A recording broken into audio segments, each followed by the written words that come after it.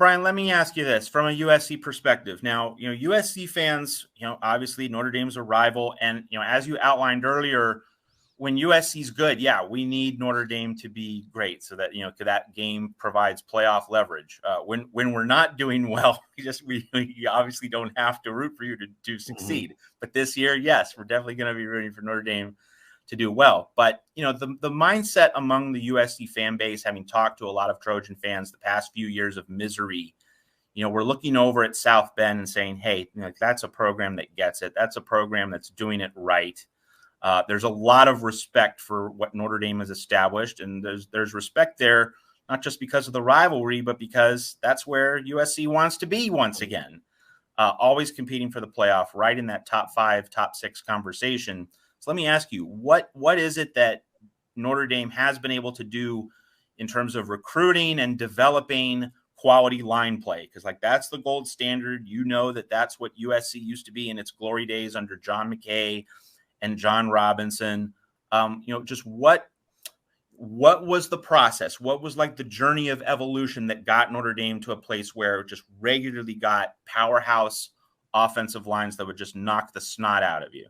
It was hiring Harry Hiestand, and that was really it. And what if you look at where Notre Dame was under Ty Willingham and Bob Davie and Charlie Weiss, they'd recruit highly ranked offensive linemen. I remember the class, Charlie Weiss's first full class. You had Sam Young, who was the number 2 player in the country. Dan Wanger was a 4-star. Chris Stewart was a 4-star. Eric Olson was a 4-star. Matt Carriefel, I think, was in that class. He was a highly ranked 4-star guy. But none of those guys ever panned out because he had John Latina and Frank Verducci. They just weren't really good developers. And then, they got better under Ed Warner because Ed Warner's a quality offensive line coach. Not great, but he's quality. Did a decent job recruiting. But when he brought in Harry Hiestand, it really took things to another level because Coach Hiestand was able to kind of take guys that were already there, Zach Martin and Chris Watt, who were already 2-year starters, and Zach Martin was a 2-year starter. Chris Watt was only a 1-year starter.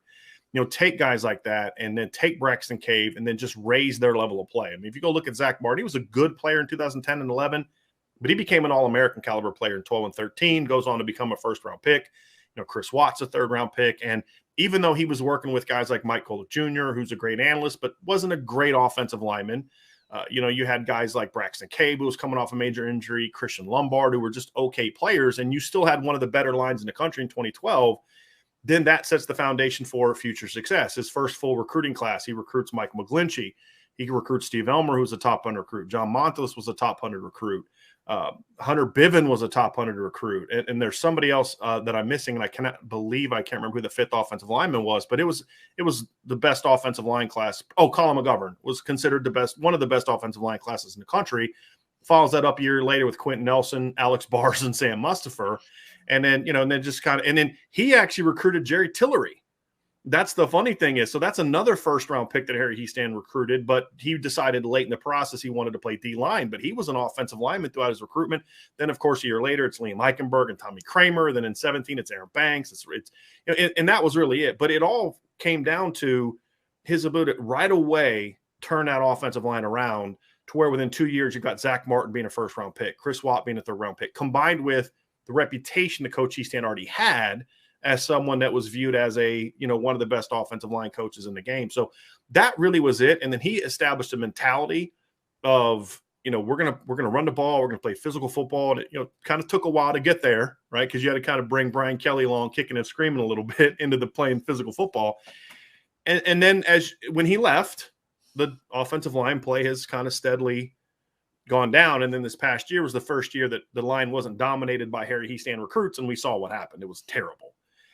So it was really that. I mean, and I think that's important for any program. I mean, it's not just about recruiting talented players. I mean, there's been years where, USC's had some talented offensive linemen, but their line wasn't good because I was never a fan of the O-line hires that Clay Helton has made. Well, look at Oklahoma under Lincoln Riley, right? Bill Bedenbaugh is a big reason for that success. It's not just that they recruit talented players, but he does a great job developing, coaching to that scheme and those type of things. So I think offensive line, more than any position, the talent's important, but coaching is so much more important there than it is anywhere else. And that was Brian Kelly's biggest hire, is when he hired Harry Hiestand, it just took things to a whole new level from a recruiting standpoint to a degree, but more so from a development standpoint. Because Charlie Weiss had no problem recruiting top linemen. He just couldn't develop them. And that's what Harry Hiestand changed. And that was year 3 of Brian Kelly. It's his first year. So it was just 2 years under Warner, who did a nice job. Then you transition into Hiestand, and that was really what got it done. And then when you practice against Harry Hiestand every day as a defensive lineman, you're going to be able to bring it on. So Mike Elko had one of the greatest comments. He was like, he called Quentin Nelson a lie detector. You know what I mean? He's like, you're going to know who you are. You're going to know the truth of who you are in practice when you're going against Quentin Nelson and Mike McGlinchey. And playing that line prepared that D line. I mean, it's like Saturday was the easy part. I mean, that was, I don't have to play Quentin Nelson and Mike McGlinchey today. This is great. And I think that just establishes the tone for the whole program. I mean, you're a USC guy, right? Go back to the 60s and 70s, and everybody talks about the running backs, whether it was Charles White or just going on the long tradition. But look at all the NFL offensive linemen at USC was producing during that training. Ranieri, Those things go hand in hand. You know what I mean? Like, and I think that's an important piece of that. And that's what really, to me, has been missing from USC more than anything. And that's why I'm just not quite ready to jump on that train, because they haven't lacked for talented skill players the last 5-6 years. It's been in the trenches where they've just really been getting dominated.